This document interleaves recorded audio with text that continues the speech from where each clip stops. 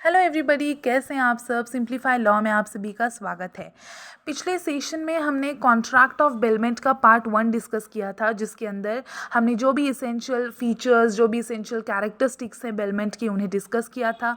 Types of bailment देखा था, types of delivery in bailment देखा था। अगर आपने वो वीडियो नहीं देखा है तो प्लीज़ देख लीजिएगा, काफ़ी ज़्यादा हेल्पफुल और इन्फॉर्मेटिव वीडियो है। इस वीडियो के डिस्क्रिप्शन बॉक्स में आपको उस वीडियो की लिंक मिल जाएगी, तो प्लीज़ चेक कर लीजिएगा। आज के इस सेशन में हम डिस्कस करने जा रहे हैं rights and duties of baler.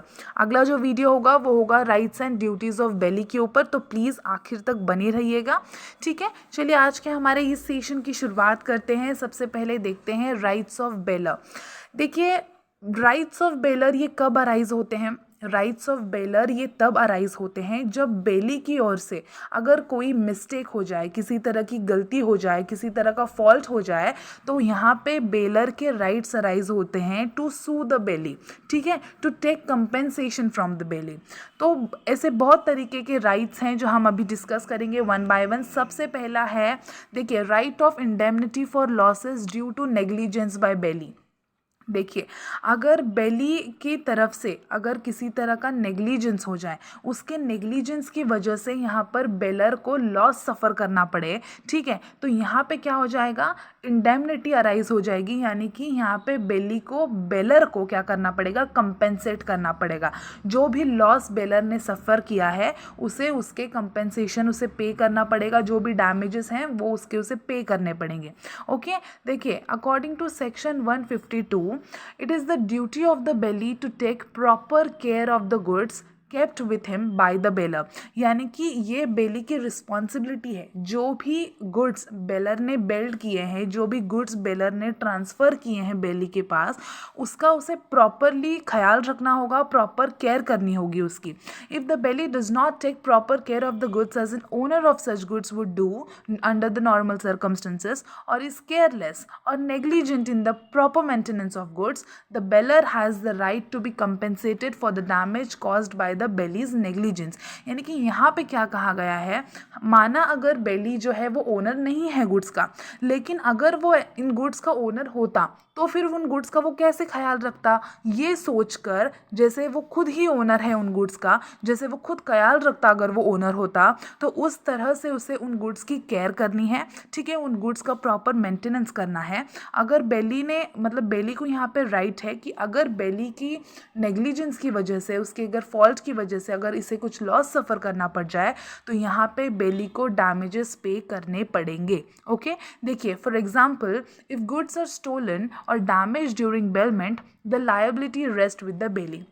यानी कि बेलर के कुछ गुड्स बेली के पास रखे हुए हैं और वो बेलमेंट के पीरियड के दौरान ही अगर वो गुड्स डैमेज हो जाते हैं या फिर चोरी कर गए होते हैं, ठीक है, चोरी हो जाते हैं, तो यहाँ पे क्या होगा, बेली की लायबिलिटी अराइज हो जाएगी। ओके, यहाँ पे बेली को, बेलर को कंपेंसेट करना पड़ेगा।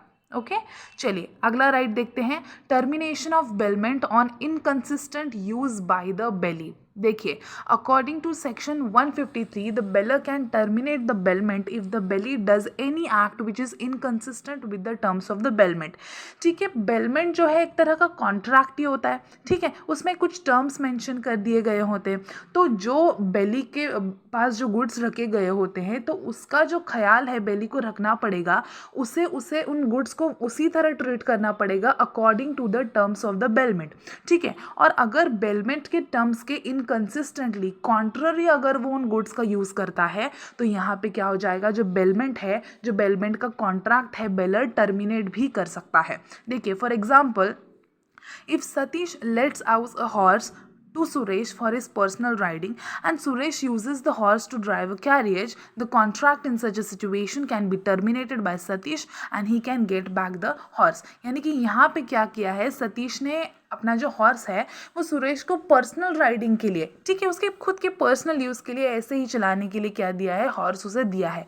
और अगर यहाँ पे सुरेश उसका यूज़ जो है वो कमर्शियल पर्पज़ के लिए या फिर ऐसे ही टांगा चलाने के लिए, ऐसे कमर्शियल पर्पज़ के लिए अगर यूज़ करता है, तो यहाँ पे क्या हो जाएगा, उस कॉन्ट्रैक्ट के अगेंस्ट चला जाएगा। उसने उस बेलमेंट के जो भी टर्म्स हैं उसके इनकन्सिस्टेंटली उसका यूज़ किया है, तो यहाँ पे जो है सतीश जो है अपना जो हॉर्स है वो वापस ले सकता है और वो बेलमेंट का जो भी कॉन्ट्रैक्ट है वो टर्मिनेट कर सकता है।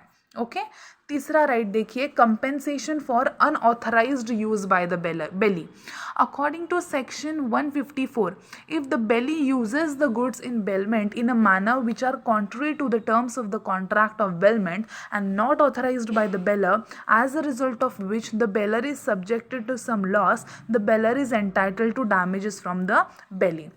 यानी कि यहाँ पे भी वैसा ही कहा गया है कि बेली ने कुछ गुड्स बेलमेंट मतलब बेल किए हैं to the bailee over here according to the terms of the contract. अगर वो जो बेली है उन चीज़ों का जो भी गुड्स बेल किए हैं उसका यूज़ नहीं करता है या फिर अनऑथराइज्ड यूज़ करता है जिसके बारे में भाई बेलर को पता ही नहीं है, और उसकी वजह से अगर कुछ डैमेजेस सफ़र करने पड़ जाए, कुछ लॉस हो गया बेलर को, तो यहाँ पे बेली को कंपेंसेट करना पड़ेगा। ओके। देखिए, for example Satish lets out a horse to Suresh only for the latter's personal use, जैसे हमने पिछले एग्जाम्पल में डिस्कस किया। और यहाँ पे देखिए सतीश ने क्या किया है, अपना हॉर्स पर्सनल यूज़ के लिए सुरेश को उसके खुद के पर्सनल यूज़ के लिए क्या दिया है, लेट आउट किया है। और यहाँ पे सुरेश ने क्या किया, अपने ही फैमिली मेम्बर रमेश को वो राइड के लिए दे दिया। Okay. When Ramesh who is very fat, जो कि हेल्दी है थोड़ा सा, वो जब उस पर चढ़ने की कोशिश करता है या कुछ ऐसे उसे राइड करने की कोशिश करता है तो हॉर्स जो है वो गिर जाता है और इंजोर हो जाता है। तो यहाँ पे क्या है, सतीश के पास राइट है कि वो डैमेजेस सुरेश से क्लेम कर सकता है, और यहाँ पे सुरेश को वो डैमेजेस पे करने पड़ेंगे जो भी इंजरी हुई है हॉर्स को उसके लिए। ओके। चलिए आगे देखते हैं, compensation when the bailee mixes the goods bailed with his own goods. देखिए ये काफ़ी ज़्यादा इंपॉर्टेंट है, इसके ऊपर सवाल अलग से भी आते हैं। देखिए यहाँ पे क्या कहा गया है कि जब बेली अपने गुड्स के साथ बेलर के गुड्स मिक्स करता है तो यहाँ पे कंपेंसेशन उसे देना पड़ेगा, लेकिन इसमें भी कुछ प्रोविजंस हैं। देखिए section 155 provides that if bailee with the consent of the bailor mixes the goods of the bailor with his own goods, the bailor and bailee shall have an interest in proportion to the respective shares in the mixture thus produced। यानी कि अगर baler के ही consent से अगर वो उसके goods अपने खुद के गुड्स के साथ मिक्स करता है तो उन अपने अपने प्रपोर्शन या अपने अपने शेयर के अकॉर्डिंग उन गुड्स में क्या रहेगा, उनका अपना अपना इंटरेस्ट रहेगा, या फिर उनमें से अगर कुछ प्रॉफिट अराइज हो जाए तो उनके उनके जो भी दोनों के प्रपोर्शन है उनके उसके अकॉर्डिंग उन दोनों को उसमें से शेयर मिलेगा या फिर इंटरेस्ट जो भी है वो मिल जाएगा। लेकिन अगर देखिए आगे, according to section 156, if the bailee without the consent of the bailor, यहाँ पे देखिए विदाउट द कंसेंट का कुछ अलग ही है मैटर है।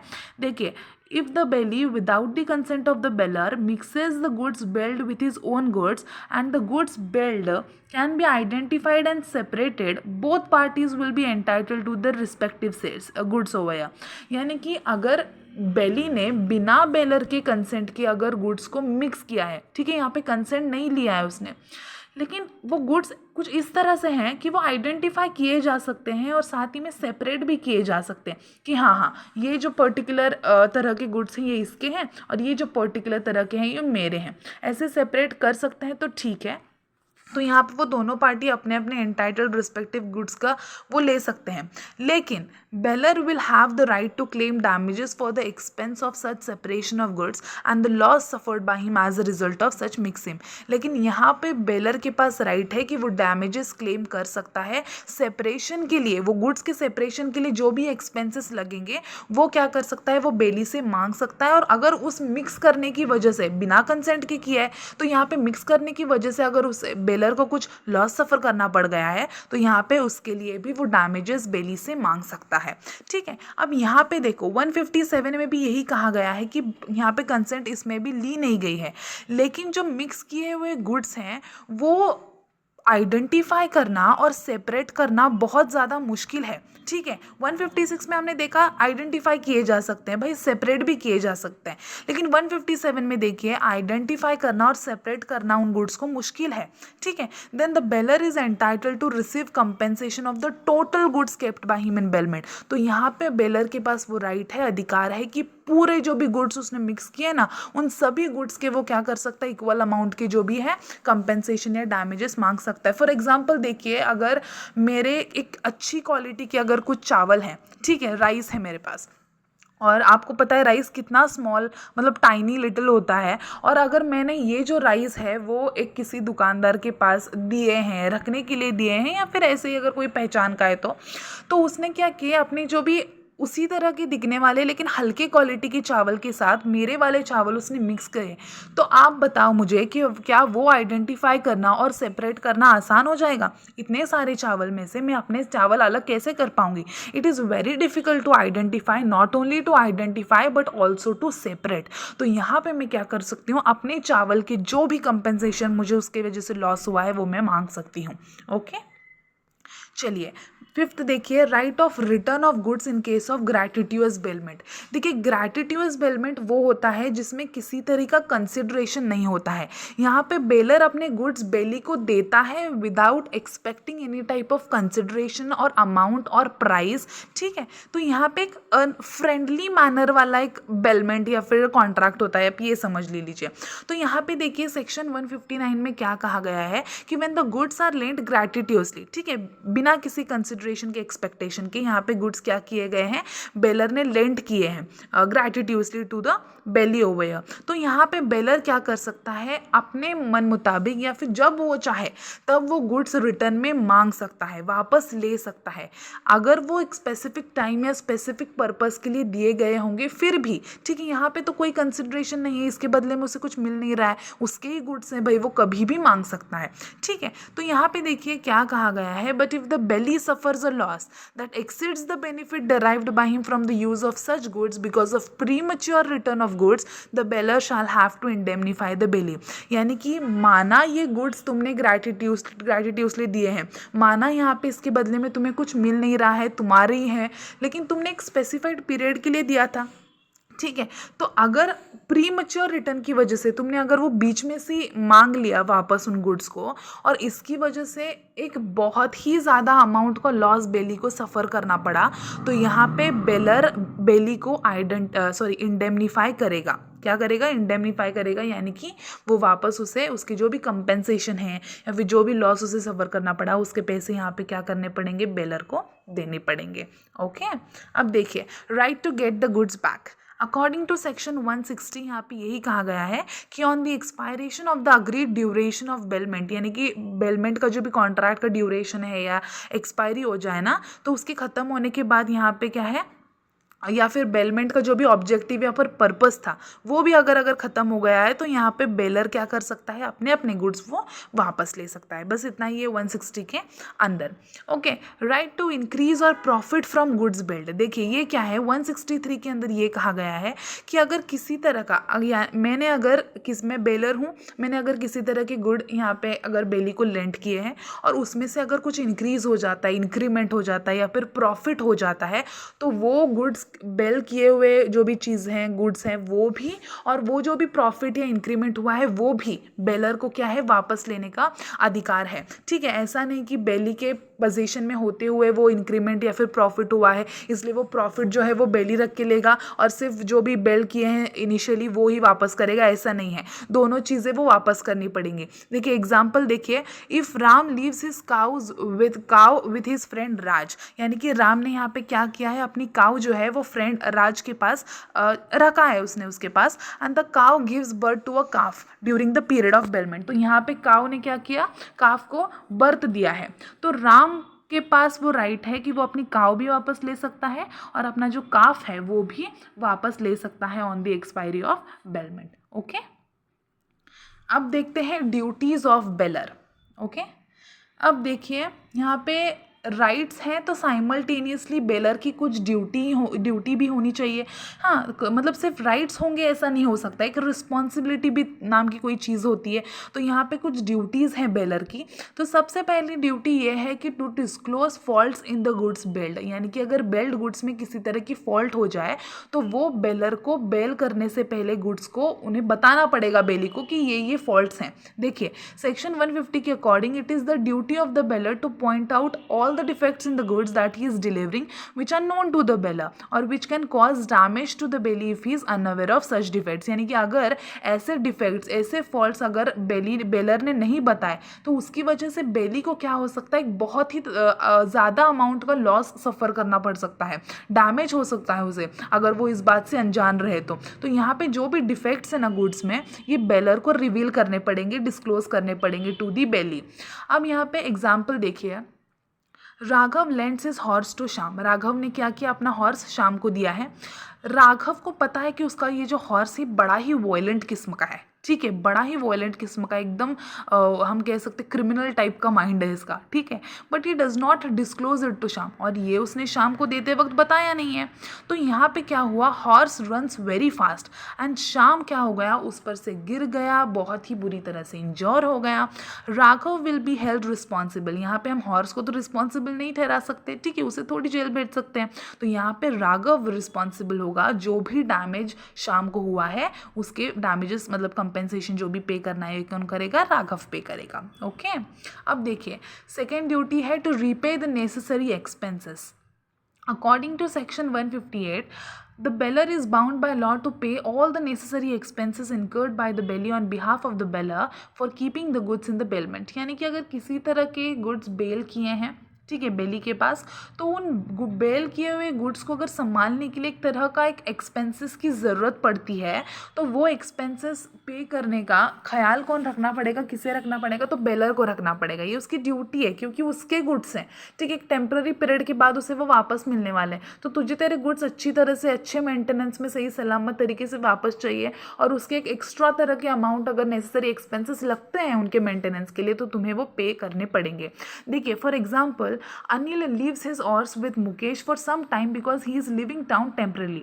अनिल ने क्या किया, मुकेश के पास अपना हॉर्स दिया है क्योंकि वो कुछ समय के लिए अपना मतलब ये इंडिया छोड़ के जा रहा है, फॉरेन जा रहा है, समझ लीजिए आप, टेम्परेरी पीरियड के लिए उसके पास रखा है। तो यहाँ पे and Mukesh is not paid for taking care of the horse, और यहाँ पे मुकेश को उसने पैसे कुछ दिए नहीं है, ठीक है, उस हॉर्स का ख्याल रखने के लिए। ऐसे भूखे थोड़ी मार सकते, उसके खाने पीने का कुछ तो बंदोबस्त करना पड़ेगा ना अनिल को। तो यहाँ पे देखिए, but the horse needs to be fed and taken care of. तो इन दिस केस अनिल को क्या होगा, अनिल लायबल होगा for all the expenses incurred by Mukesh for feeding horse. तो यहाँ पे वो पैसे देकर तो नहीं गया है, तो मुकेश ने बस चला लिया, ठीक है, जैसे तैसे उसने उस हॉर्स का जो भी खाना पीना है वो कर लिया है, तो वापस आने के बाद जो कुछ भी एक्सपेंसेस लगे इस हॉर्स को संभालने के लिए अनिल को वो पे करने पड़ेंगे। ओके, अगला देखिए, टू इंडेमनीफाई द बेली।